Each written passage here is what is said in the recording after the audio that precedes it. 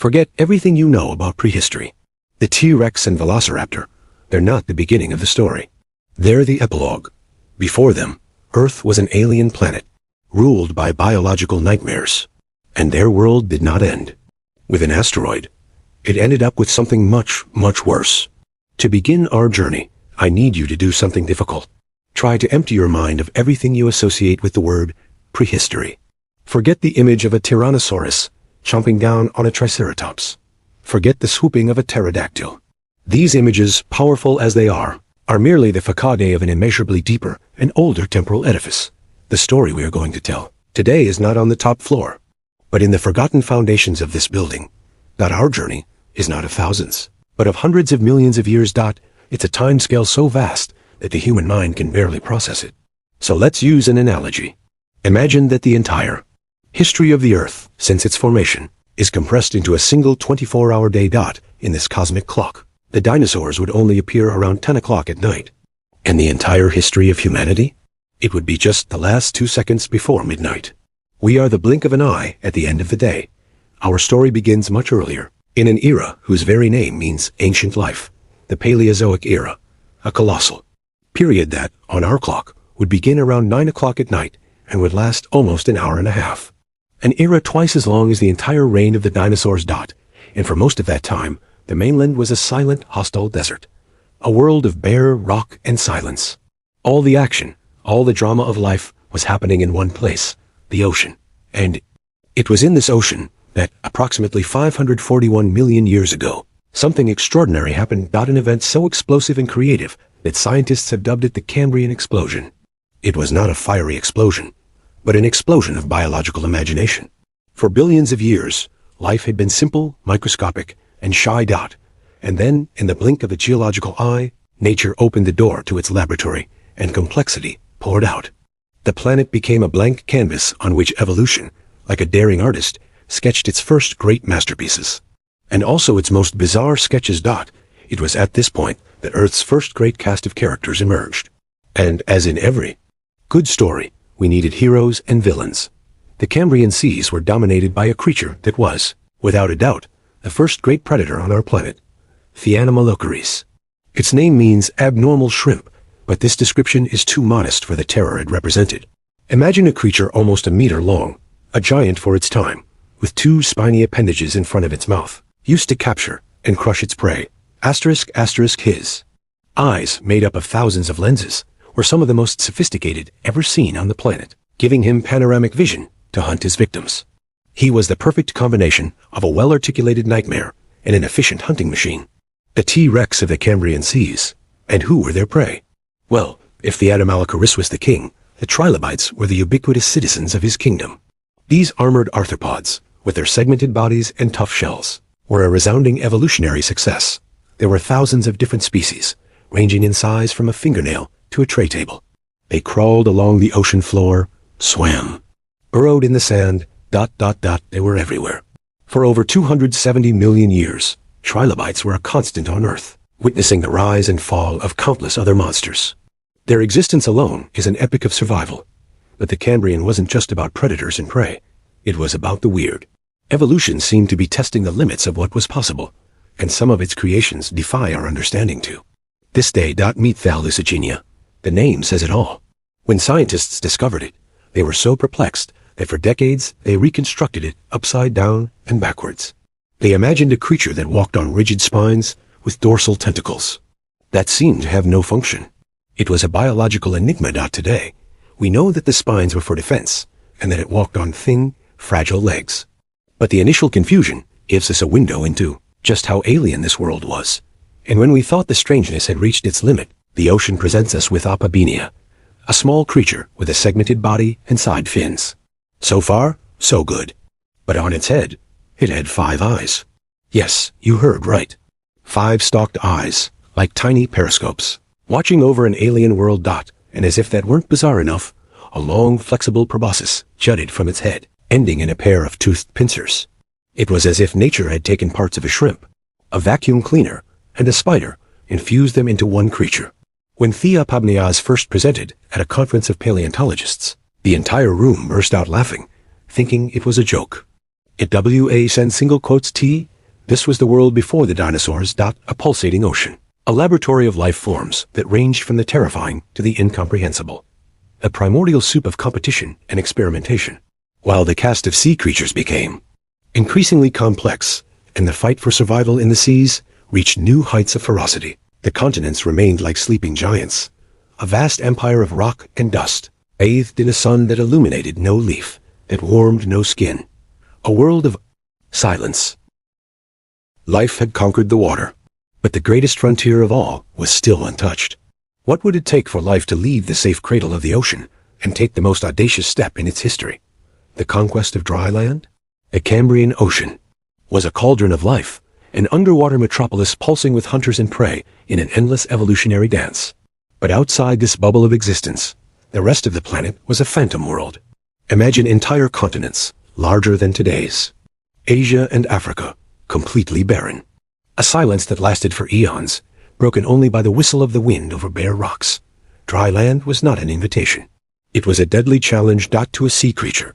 Land was as alien an environment as the surface of Mars is to us. The first barrier, air, breathing out of water, was impossible. The second, gravity. Without the buoyancy of water to support the body, weight became a crushing burden. The third, the sun. Without the filter of water, ultraviolet radiation was relentless, burning and sterilizing anything that was not protected. And finally, the most basic of all needs, water. On land, dehydration was a constant death sentence. The earth was a fortress, and its walls seemed insurmountable. But life is persistent. And the first to plan the invasion were not animals, but rather a kingdom of living beings that is often underestimated, plants.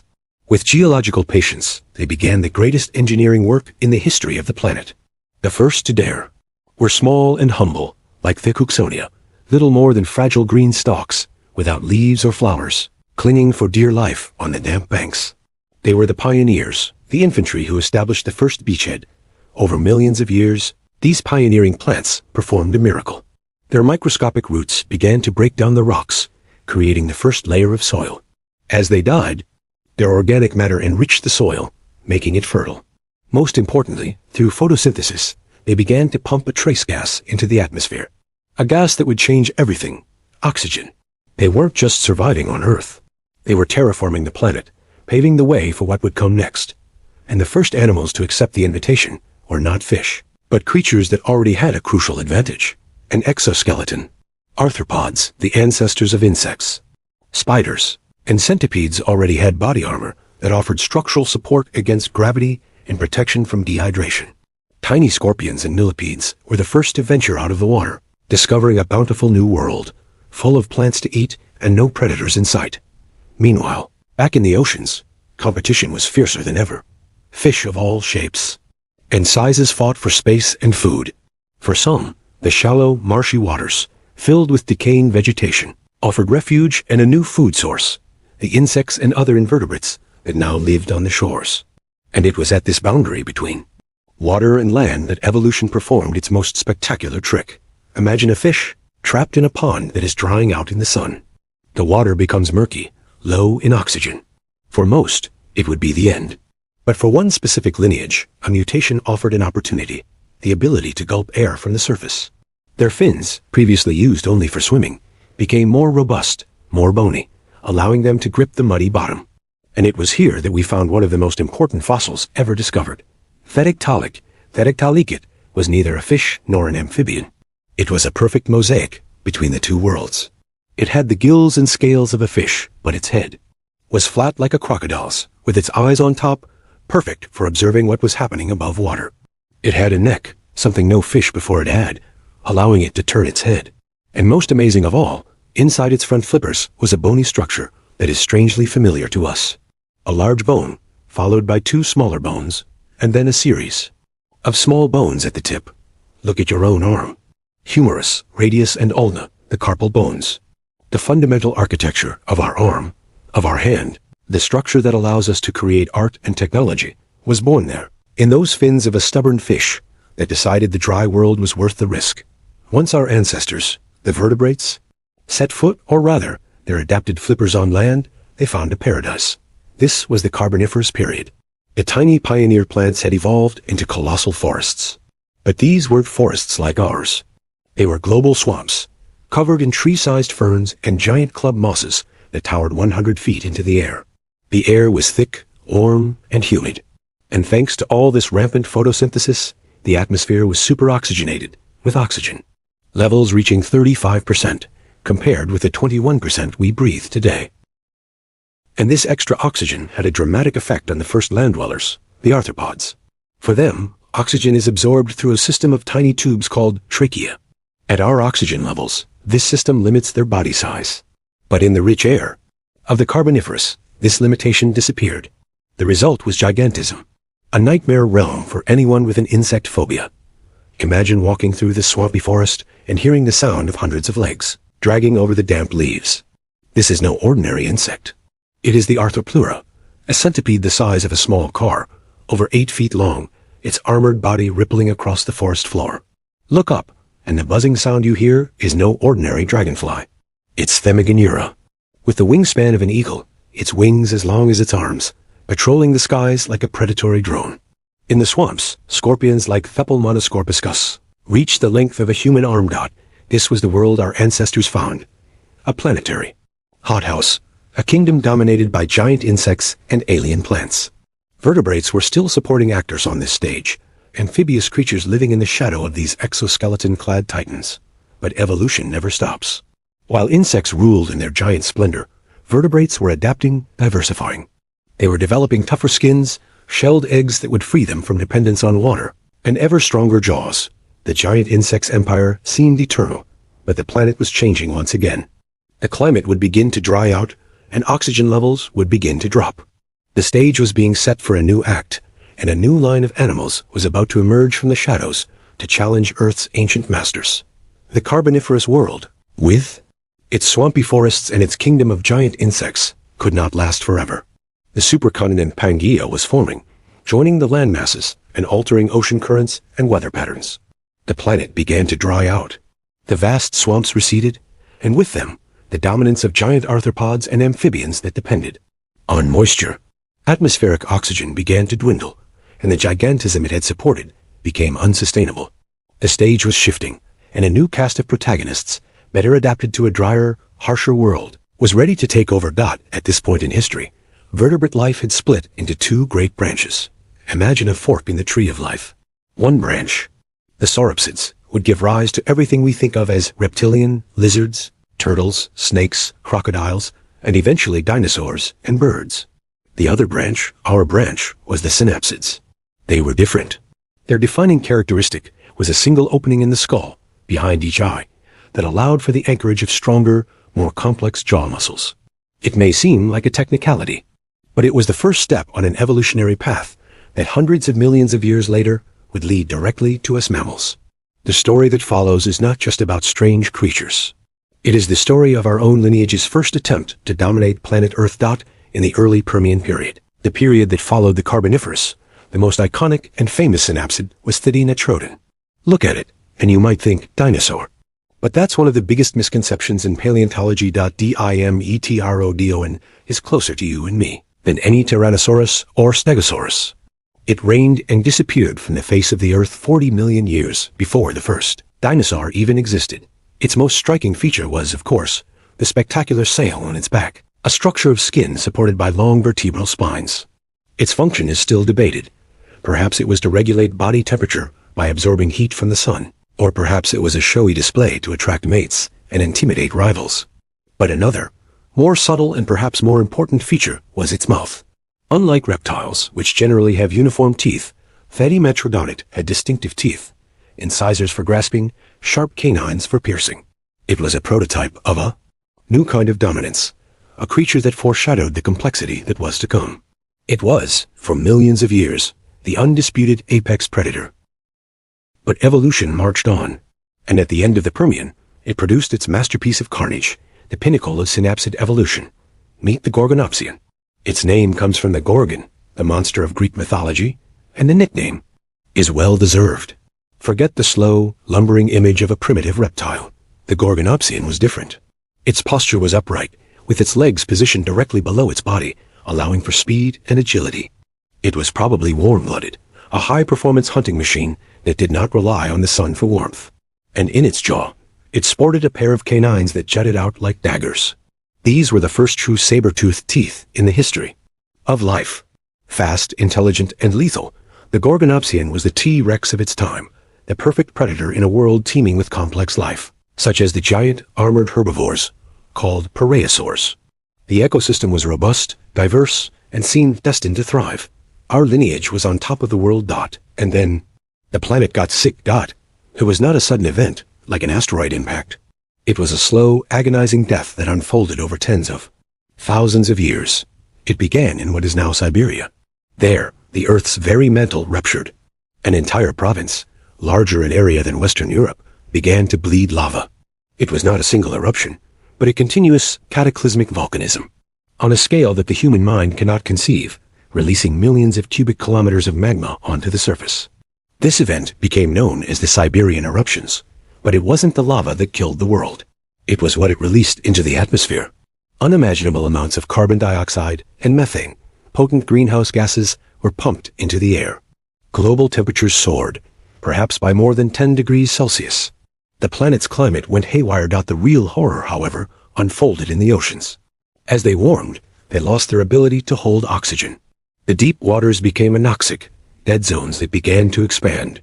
Worse, bacteria that thrive in oxygen-free, sulfur-rich environments began to flourish, releasing hydrogen sulfide, a poisonous gas. The oceans, the cradle of life, turned into vast, purple, toxic liquid graveyards that spewed deadly poison into the atmosphere and destroyed the ozone layer. On land, the food chain collapsed from the bottom up. Acid rain and climate change devastated the forests. Plants died. Without plants, herbivores, such as the great Prehistories, starved to death. And without herbivores, predators, including the all-powerful Gorgonopsian, succumbed too. It didn't matter how fast, strong, or well-adapted you were. You couldn't evolve to survive when the very air became poisonous and food simply ceased to exist. It became known as the Great Dying. The Permian-Triassic mass extinction. The numbers are a grim epitaph. An estimated 96% of all marine species and 70% of all terrestrial vertebrate species went extinct. The world was sterilized. The trilobites, which had survived for nearly 300 million years, disappeared forever. The reign of the synapsids, the first great era of our ancestors, was brutally ended. Planet Earth became a ghost world, covered in ash and silence. But life, even reduced to a thread, is resilient. In the millions of years that followed, on a devastated and nearly empty planet, the few survivors began to repopulate the Earth. Tiny synapsids, ancestors of mammals, survived, but they were shy creatures, living in the shadows. The evolutionary trauma would mark them forever. Yet another group, the sauropsids, specifically a branch called the archosaurs, proved remarkably successful in this hostile new world. And it was from this group of survivors that a new dynasty would emerge. They inherited an empty planet, a clean slate, a unique opportunity created by the greatest catastrophe in history. The death of the first world of giants allowed the birth of the second. The end of the Permian period gave way to the Mesozoic era. The age of the dinosaurs was about to begin. So the next time you close your eyes and imagine the world of the dinosaurs, remember this: their stage was not built on a virgin foundation. It was erected on the ruins of a forgotten world, on the graveyard of complex life's first great attempt. At Rain, every Tyrannosaurus footprint was marked on the sacred soil of a lost age. Asterisk, the rise of the dinosaurs was only possible because of the sacrifice of creatures like the Gorgonopsian. Our own lineage, the synapsids, which was destined to rule, was almost entirely erased from history, forced to live in the shadows for over 150 million years as small nocturnal creatures, waiting their turn. Asterisk, this brings us to the final reflection. The question that haunts paleontology. What if the Great Dying had never happened? If the Siberian catastrophe had not reset the planet, would our distant relatives have continued their dominance? Would we have evolved into intelligent beings much earlier in a world without dinosaurs? It is an unanswerable question, an echo of a past that might have been, and a reminder that our very existence is the result of immense and terrible luck. Asterisk. Now, I want to hear your opinion. We've traveled to 3 lost worlds today: the alien, oceans of the Cambrian, the giant insect forests of the Carboniferous, and the realm of our Titan relatives in the Permian. Leave your theory in the comments. Which of these forgotten worlds did you find the most fascinating? or the most terrifying? Asterisk. If you, like us, believe that the greatest stories ever told are buried beneath our feet, join our expedition. Subscribe and activate the bell so as not to miss any chapter of the incredible and violent history of life on Earth. Asterisk, because in our next video, we're going to investigate the largest predator to ever swim the oceans. And no, it's not the megalodon.